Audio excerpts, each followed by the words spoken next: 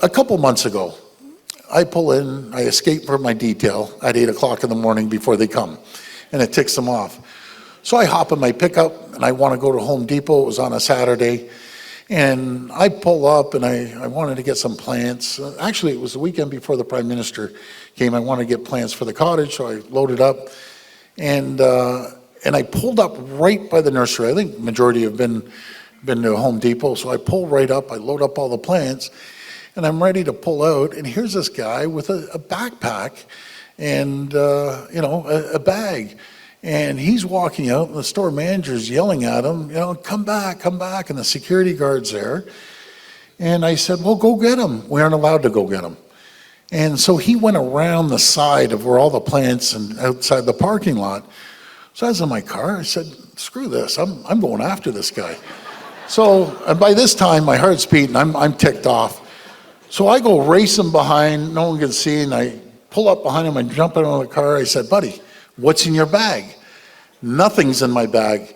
I said, buddy, I'm going to kick your ass all over the parking lot. Show me what's in your bag. And I did. I couldn't help myself. And so I said, buddy, come over here. And nothing's in my bag. And so we start. Now, by this time, the store manager comes, and he's on fire.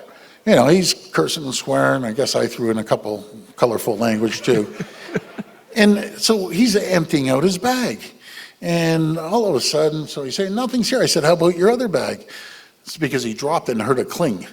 And so he went in there and he pulled out one of those saw blades that you open up. Yeah. And you use it as a saw blade. And the store manager said, that's what he stole.